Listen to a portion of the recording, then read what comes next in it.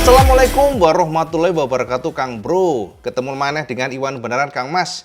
Cak WB tahu sampean pasti menunggu tentang review kita sedikit bagaimana jalannya tes di hari kedua Chang Buriram yang ternyata cukup mencengangkan Kang Mas. Karena kenapa? Marco Bezzecchi pecahkan rekor yang ditorehkan oleh Ducati lewat Pecco di 2024 dan angkanya Mas gila nih, kenceng banget Cak. Ini Ducati kayaknya harus benar-benar waspada dengan bagaimana kuatnya Marco dengan RSGP 2026 yang memang kalau kita perhatikan motor mereka semakin nyeleneh dan nyeleneh, akan tetapi motor ini memang dikalkulasi secara engineering yang sangat jelimet sekali. Bahkan kita menemukan ada lubang misterius yang kita akan coba geber nantilah buat sampai yang kita bedah. Ini adalah sebuah terowongan yang memberikan perbedaan pada RSGP selain tentunya ya ada beberapa pengetesan juga termasuk aero belakang yang kita lihat memang revolusioner teman-teman semuanya. Nah, Cak, kita akan coba bahas pelan-pelan satu persatu, kita akan coba fokus pada beberapa hal yang tentu saja teman-teman pasti penasaran ada apa dengan Marc Marquez. Itu penting sekali Cak, karena kita mendapatkan konfirmasi bahwa ternyata di hari kedua walaupun secara perutnya Mas ya, sama kan tahu kemarin kita sudah share kesampaian kenapa Marquez suffering di hari pertama pada saat tes di Chang Buriram, ternyata dia kena virus Cak. Jadi wetenge Kang Mas, perutnya Cak. Perutnya ini kabarnya problem, jadi stomach problem. Kita nggak tahu apakah diare atau kembung ya. Kalau kembung kayaknya nggak mungkin lah pembalap masa kembung masuk angin Mas. Sepertinya dia salah makan. Jadi ternyata pada saat di hari pertama problem, dia coba recovery di sore harinya, tapi di hari kedua sudah bagus ya untuk perutnya. Namun informasinya memang fisik dari Marquez belum kembali, dia masih terasa nggak maksimal, badannya masih ada lemesnya sehingga dia nggak bisa nge-push banget. Bahkan penutupan pun Cak masih diwarnai dengan crash yang akhirnya membuat dia sampai harus diperban di bagian area sini Cak. Jadi informasi kita dapatkan dia betul-betul kelelahan ya teman-teman semuanya. Problemnya adalah fisiknya, bukan motornya tapi fisiknya. Dan kita juga melihat bagaimana kekuatan dari Acosta yang juga semakin bagus Cak. Yang gila lagi adalah Ogura Mas. Ogura, pembalap yang notabene kita sebut sebagai layer kedua atau ataupun ketiga ya teman-teman. Ketiga lah mungkin ya. Tapi ternyata gila Mas, kenceng banget Cak. Bahkan lap time-nya ini benar-benar mepet dengan record Pecco di 2024 dengan Ducati GP24 yang memang dikatakan super perfect, sempurna untuk motor. Jadi peak-nya Ducati itu di GP24. Akan tetapi ternyata sudah tumbang oleh Marco Bezzecchi, termasuk juga Ogura yang mepet banget. Walaupun belum tumbang nih, maksudnya Ogura nggak bisa menumbangkan ya, tapi mepet banget Cak untuk lap time-nya. Nah, teman-teman, kita menemukan ada hal yang menarik di sini, di mana secara lap time ternyata hanya ada 5 pembalap Cak yang bisa menembus tembok 1 menit 29. Jadi pembalap ini bisa menorehkan waktu di 1 menit 28 dan hanya mereka. Sekali lagi hanya mereka. Yang artinya sepertinya persaingan akan terjadi pada mereka walaupun Ogura masih belum bisa kita masukkan lah Cak ya. Sebab ini kan time attacking. Ingat Mas, time attacking beda dengan simulasi race yang panjang. Karena time attacking tidak memikirkan konsumsi ban Mas. Jadi mereka hanya bagaimana untuk settingan secepat mungkin ya, komponya super soft dan kemudian gripnya melimpah.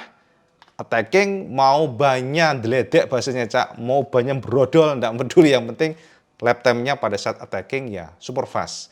Dan itu beda pada saat race dan ternyata kita menemukan hal yang menarik di mana race pace untuk simulasi ya ternyata kita menemukan Aprilia Cak yang sangat kencang sekali. Kita akan bedah bersama semuanya detail seperti apa.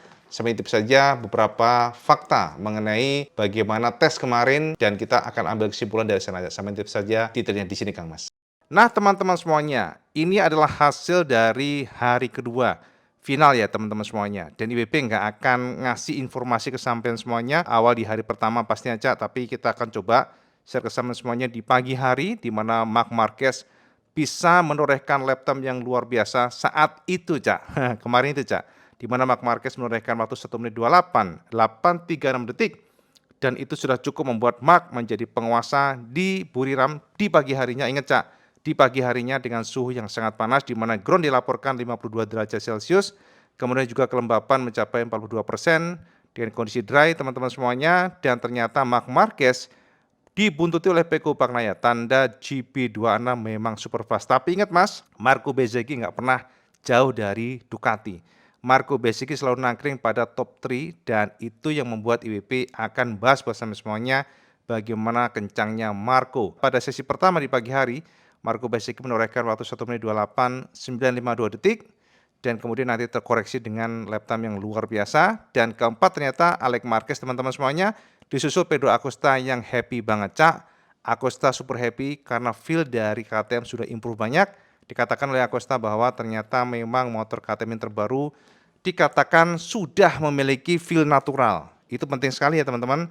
Dan kecepatannya bagus, gripnya bagus, agility bagus, kelincahnya bagus, bahkan brakingnya juga sangat luar biasa. Walaupun Acosta mengatakan bahwa masih ada PR, masih ada sesuatu yang perlu diimprove jika ingin mengalahkan Ducati. Itu kata Acosta, Cak. Nah, di sore harinya, Cak, di mana praktis, ternyata latihan bebas sore, penutupan, kita bisa tangkap bahwa Marco Bezzecchi menjadi pembalap yang luar biasa, Mas. Gila, Cak. Ini banter, Mas. Sama tahu nggak bahwa Marco Bezzecchi sukses menorehkan lap time ya yang super tajam, di mana bahkan dia mengalahkan all time record dari Pecco Bagnaia. Marco Bezzecchi sudah memecahkan rekor di Buriram Chang, Thailand dengan 1 menit 28.668 detik. Ini sudah berhasil menjadi penguasa di Buriram sejarahnya. Selama ada Chang Buriram di MotoGP, Marco Bezzecchi sekarang menjadi pemimpin. Di mana sama itu sendiri kan Pecco Bagnaia sebelum Marco Bezzecchi menorehkan all time record kemarin pada saat free practice, Pecco menorehkan waktu 1 menit 28.700 dan ternyata dikoreksi oleh Marco Bezzecchi yang semakin tajam dengan 1 menit 28.668 detik. Ini adalah angka yang luar biasa, bahkan Ogura puncak. Yang notabene kita katakan adalah layer ketiga nih pembalapnya, mampu menorehkan waktu tercepat dengan 1 menit 28.765 detik atau mepet sekali dengan rekor dari Ducati alias Pecco Bagnaia 2024. Ini adalah tanda kebangkitan Aprilia yang tentu Cak IWP akan bahas khusus buat sampean karena IWP banyak informasi tentang Aprilia ini yang memang kalau kita katakan ya sekarang role model untuk aero. Semuanya detail dari bodi-bodi motornya gila, Mas ya. Kita akan bahas nantinya terpisah biar nggak panjang, Cak. Dan kemudian ketika adalah Fabio Di Giannantonio yang menjadi pembalap terkencang ketiga atau menjadi pembalap Ducati terbaik. Tapi ingat Mas ya, kalau kita lihat lap time-nya memang ini bukan lap time yang terbaik. Nanti kita akan combine semuanya, Cak, biar sama tercerahkan. Yang pasti kita hanya akan memberikan informasi pada free practice keempatnya ya, maksudnya pada the end of the session. Dan ternyata Honda juga menunjukkan mereka punya kecepatan. John Mir keempat, lalu kelima Jorge Martin yang sepertinya di awal cukup meyakinkan, tapi ternyata memang dia nggak banyak improve-nya setelahnya. Dan kemudian Binder, Fernandez, lalu Miller, lalu Quartararo yang bisa kita simpulkan Yamaha masih suffering, kita akan bahas nantinya. Dan 11 Morbidelli, 12 Marc Marquez. Nah ini ya, sama tahu kan, Marquez pada saat di pagi hari menorehkan waktu 1 menit 28.800-an. Sementara di sore harinya ternyata hanya 1 menit 29.855. Ya artinya memang nggak niat, Cak, nggak time attacking, dia hanya sibuk untuk membuat motor nyaman, menjadi kesimpulan kita terakhir. Kita akan bahas nantinya, Cak. Dan kemudian Zarco 13, kita langsung menuju ke Toprak aja yang memang masih kesulitan. Ingat Mas, kita nggak bisa salahkan Toprak, Cak, karena memang motor Yamaha-nya problem, motor Yamaha-nya masih banyak masalah. Itu dikatakan oleh Alex Rins yang kita akan bahas nantinya. Oke, sekarang kita lihat di sini, tapi kita akan coba share ke semuanya ketika kita combine. Artinya combine itu adalah best of the best-nya dari sesi yang sudah dilakukan. Nah ini teman-teman semuanya, ini adalah combine practice time ya. Jadi ini nggak hanya parsial, tadi kan parsial ya, setiap sesinya siapa yang tercepat dicatat. Nah kalau ini Mas, ini adalah total. Pada sesi hari kemarin itu di hari kedua, tidak kita bantah sama sekali bahwa Aprilia luar biasa Mas. Marco Bezzecchi masih menjadi penguasa pada combine practice ya. Jadi semua yang paling bagus pada saat latihan bebas kemarin ya di hari kedua bisa kita simpulkan Marco Bezzecchi masih king of the king di Chang Buriram, Cak. Karena memang sirkuit ini cocok buat Aprilia, kita akan bahas nantinya, Cak. Dan kemudian Ogura, Cak, menjadi penegas bagaimana kuatnya, very strongnya Aprilia dengan 1 menit 28.765 detik. Marquez di sini pembalap terkencang ketiga ternyata, di mana bisa kita simpulkan memang teman-teman sepertinya tetap ya untuk kompetisi akan terjadi pada Aprilia dan Ducati. Kemudian keempat, Pecco Bagnaia menjadi penegas bahwa Pecco memang semakin nyaman dengan motornya. Dia merasakan bagaimana feel motornya yang berbeda, khususnya pada ujungnya atau front end-nya ya. Karena teman-teman Peko menyatakan ke kita kemarin pada saat interview setelah latihan bebas ya, setelah praktis, bahwa dia merasakan motor sekarang sudah sesuai dengan keinginannya, di mana ketika dia mengerem dan motor tersebut mau berhenti. Itu yang dikatakan Peko. Tapi teman-teman ini masih prematur, ini masih awal, jadi kita pantau saja seperti apa next-nya. Nah, ternyata kelima Cak, nongkrong Alex Marquez. Yes, Ducati, Ducati, Ducati. Dan keenam adalah Acosta yang juga membayangi di posisi keenam dengan lap time di angka 29 temboknya Cak. Sementara yang mampu menorehkan 1 menit 28 itu hanya ada 5 pembalap. Bezzecchi, Ogura, Marc Marquez, Pecco, dan juga Alex. Jadi memang ini seperti di liga yang berbeda walaupun sebenarnya lap time-nya tipis-tipis. Tetapi tetap Cak, kalau kita perhatikan memang mereka super fast ya. Jadi, next kita lihat ke-6 Acosta dan 7 Morbidelli yang benar-benar membayangi di posisi tersebut dan 8 Jorge Martin. Ternyata teman-teman Martin tidaklah buruk sama sekali. Martin merasakan bahwa dia memang satu ya, feel dari motor Aprilia saat ini dikatakan oleh Martin ternyata bisa menyatu. Brakingnya kuat dan itu dikatakan Martin pada saat kemarin Cak. Nah, ke-9 adalah Fabio Giantonio Mas ya, 10 Joan Mir.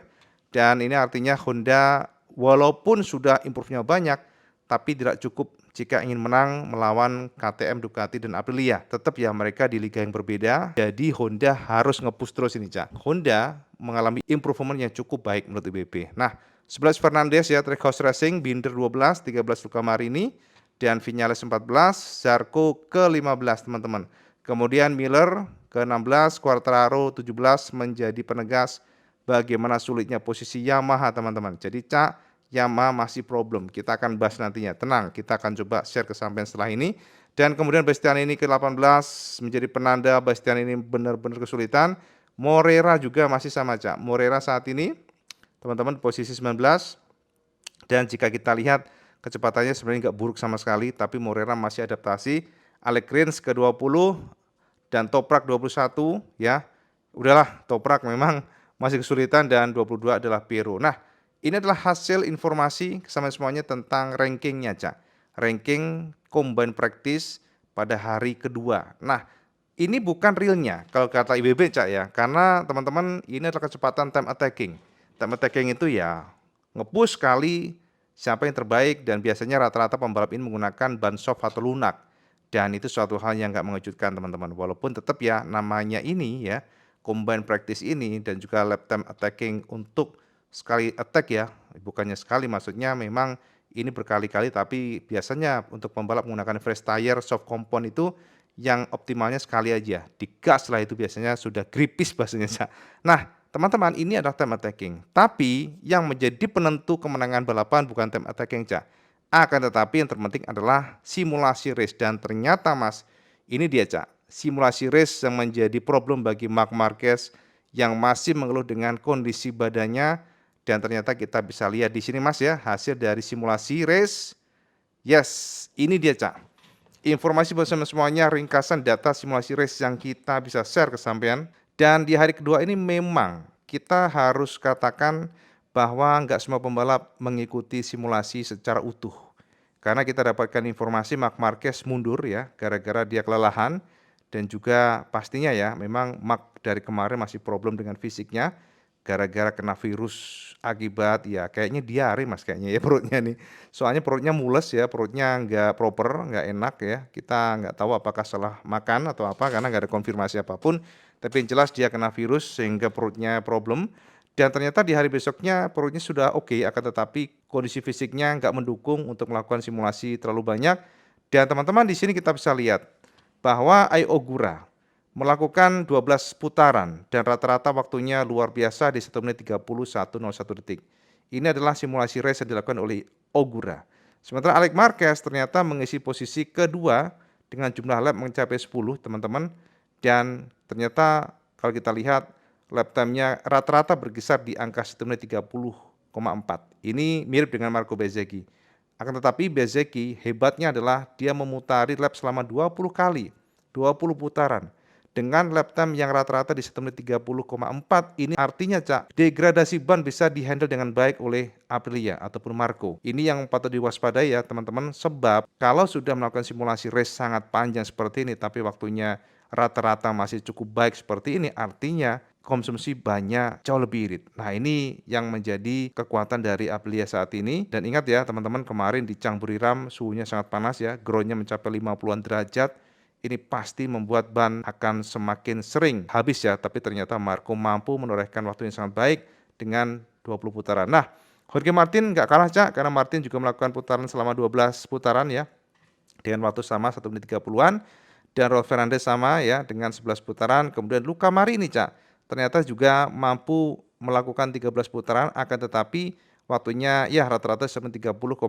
Ya kalau ini kita gabung pasti akan ketinggalan, tapi tetap nempel. Dan Joan Mir sama ya di belakangnya dengan 10 kali putaran. Pecco Bagnaia 9 kali, hanya 9 kali Cak Pecco dengan 1 menit 30,6. Tapi informasinya Pecco memang udah dia masuk ke pit. Nah, ini ada beberapa spekulasi mengatakan bahwa Pecco merasa sudah nyaman dan dia sepertinya ingin saving energy. Jadi kalau kita lihat angka ini nggak real banget ya menurut IWB, karena memang setiap pembalap punya strategi khusus ya.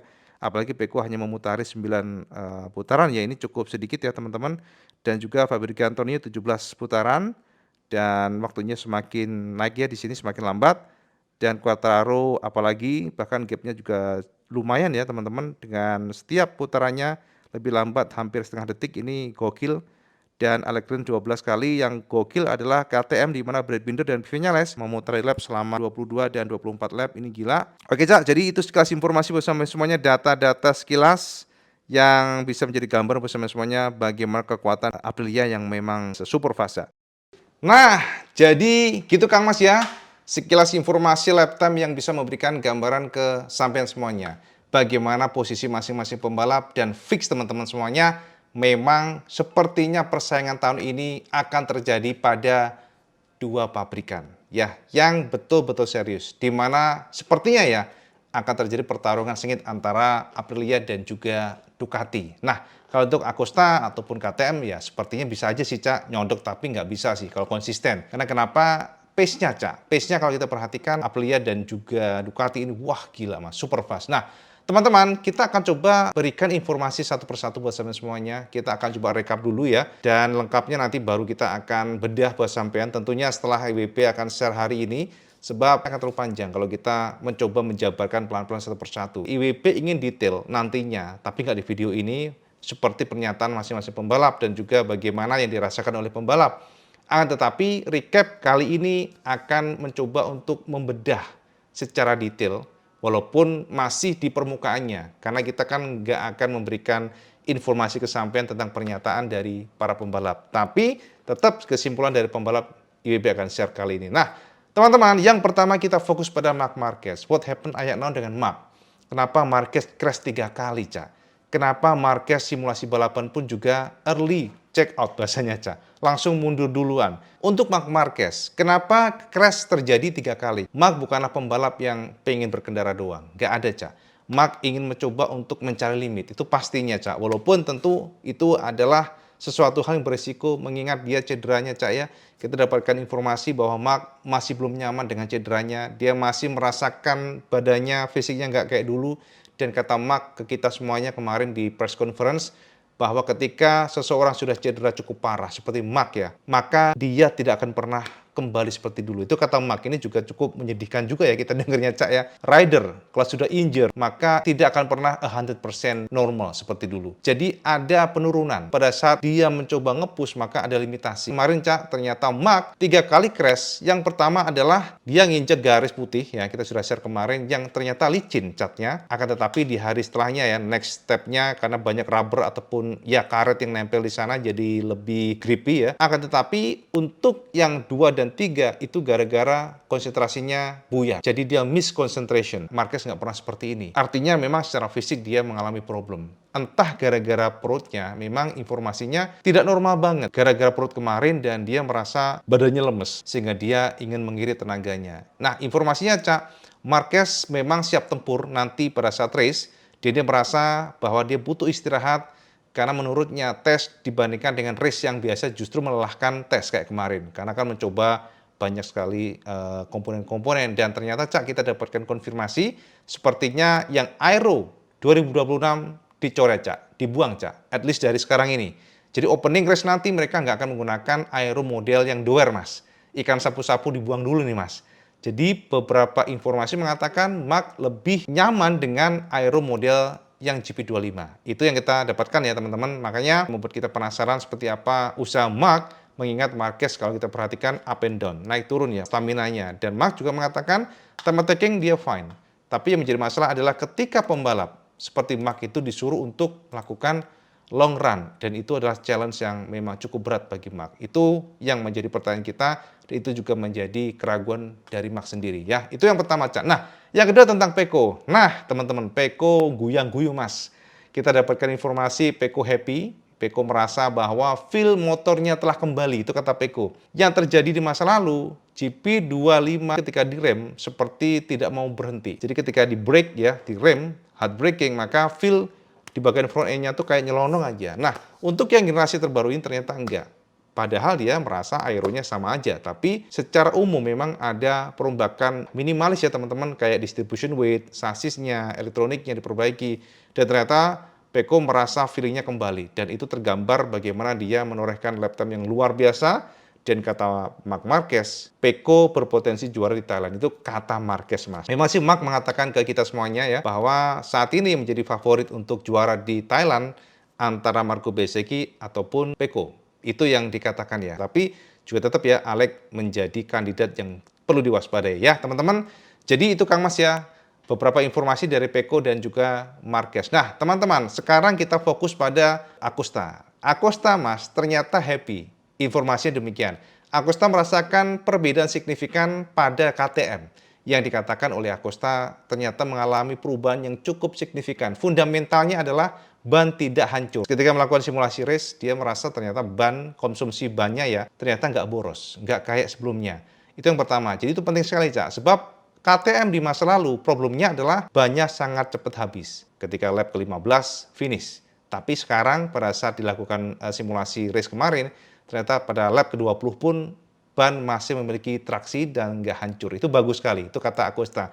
Yang kedua adalah natural, Cak. Jadi informasi dari Acosta, ternyata feel motor sekarang yang KTM RC16 yang terbaru ini, pada saat direm, pada saat dibelokkan, motor nurut. Itu kata Acosta. Jadi nggak demanding. Makanya teman-teman, semua pernyataan Acosta ini menjadi gambaran kita semuanya, ternyata terjadi improvement maksudnya ya pada KTM. Dia bisa saja mencoba mengganggu ke depan. Tapi jika ingin mengalahkan Ducati dan juga Aprilia, it is not enough. Itu kata Acosta. Jadi belum cukup, Cak. Tapi kata Acosta, kalau dia bisa kualifikasi di depan, dia akan memiliki potensi untuk mencoba menang. Tapi kalau nggak mampu melakukan kualifikasi dengan baik, maka sangat minim bisa juara pada saat race nantinya. Itu kata Acosta. Jadi memang secara umum terjadi improvement pada motor KTM yang ternyata membuat Acosta gembira. Nah, kemudian Kang Mas ya, kita ngelirik lagi sekarang ke Honda.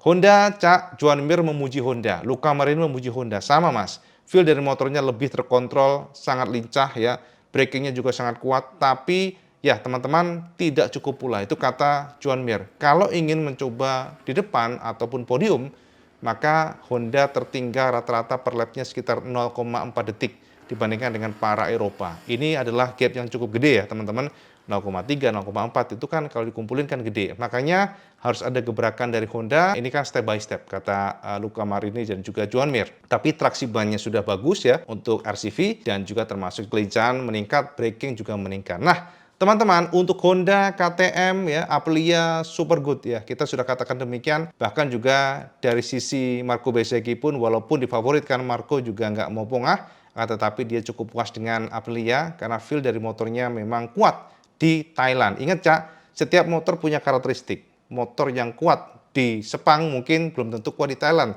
Tapi ketika motor kuat di Thailand belum tentu juga kuat di Sepang. Makanya kebolak-balik nih. Dan kebetulan secara general untuk Thailand ini sirkuitnya cocok dengan Aprilia. Sekarang kita intip untuk Yamaha. Nah ini dia Kang Mas, gila Mas Yamaha, Cak.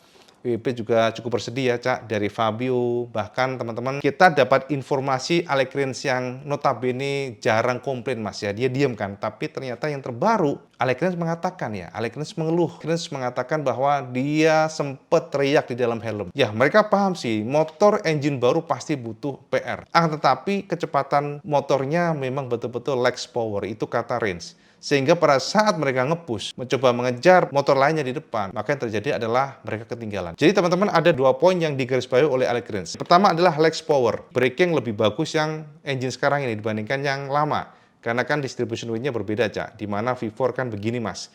Makanya ada tekanan ban belakang. Akan tetapi sama, Cak. Ternyata untuk ground traction bagian belakang, itu juga nggak cukup untuk mengejar Honda. Bahkan Honda sekalipun nggak cukup. Itu kata Rins. Makanya sekarang PR Yamaha sangat banyak ya. Jadi maklum, Cak, kalau Toprak yang notabene baru banget kesulitan dengan lap time-nya karena ya memang motornya kurang mendukung, Mas. Nggak Fabio Quartararo, Rins, Jack Miller, Toprak, semuanya kesulitan dengan Yamaha ya. Jadi memang semuanya masih awal ya. Kita berharap nantinya Yamaha memang bisa betul-betul bangkit. Tapi yang jelas kalau kita lihat simulasi race, kemudian juga kita lihat kecepatan masing-masing pembalap dan juga motor, sepertinya kompetisi akan terjadi pada 2 pabrikan tersebut, Ducati dan Aprilia. Sesekali KTM mungkin akan merangsek ke depan. Tapi apapun itu, Kang Mas ya, memang sangat menarik bagi kita untuk melihat bagaimana Mark yang sudah kelelahan, usia nggak ngapusi Kang Mas ya, umur Mas, dan juga cedera Mas. Seperti itu aja kita sudah luar biasa ya. Kita katakan Mark ini super extraordinary people, ya person maksudnya, yang sangat kuat, alien beneran ya, benar-benar baby alien, walaupun sekarang udah nggak baby. Tapi yang jelas memang Mark is Mark. Kita tetap berharap nantinya akan terjadi pertarungan yang imbang dalam arti ya fisiknya oke. Karena sejauh ini Mark puas, Cak, dengan Ducati GP26 ya. Dia tidak mengeluh sama sekali dengan motornya. Bahkan feel-nya dia sangat confident, siap tempur. Walaupun fisiknya mungkin yang masih menjadi kendala. Ya, sekarang Saman komen di bawah kira-kira, Cak. Saman optimis nggak sih, Cak? Mark akan juara di Thailand atau malah sampean optimis Marco Bezzecchi yang juara IWB. Jadi sekarang agak khawatir sih, Cak, gara-gara Mandalika nih kalau nanti terjadi pertarungan Marquez dan Marco, takut aja, Cak. Ini kan Marco kadang-kadang nyeleneh aja nih, nggak kontrol ya. Kemarin kan Mandalika yang seharusnya bisa lebih mengerem, bisa mencoba untuk menahan diri, malah nabrak Marquez. Ya takutnya dengan terjadi pertarungan nanti nabrak lagi. Jangan sampai lah, Kang Mas ya. Ora seru, Kang Mas ya. Jadi itu, Cak, ya update IWB tentang tes. Di hari pertama dan kedua kita udah share ke sampean semuanya, dan final untuk simulasi race-nya kita juga sudah share ke sampean. Yang pasti kita akan pantau seperti apa. Jadi sampean jangan pernah ketinggalan kereta, kita akan pantau, IWB akan share ke sampean semuanya. Dan next teman-teman, IWB akan bedah mengenai masing-masing pembalap pernyataannya. Bahkan kita menemukan ada gebrakan inovasi dari Aprilia yang membuat motor mereka semakin dingin. Maksudnya apa? Kita akan bahas nantinya, dan juga semakin kuat untuk traksi ban depannya. Kita akan bahas nantinya, Cak. Oke? Sekarang Saman komen di bawah tentang semuanya ya, tentang Marquez dan lain sebagainya. Dan seperti biasa kalau Saman suka video ini, Saman like, share, dan subscribe. Ojo lali Kang Mas sama sholat 5 waktu, karena itu yang paling penting. Assalamualaikum warahmatullahi wabarakatuh. Selamat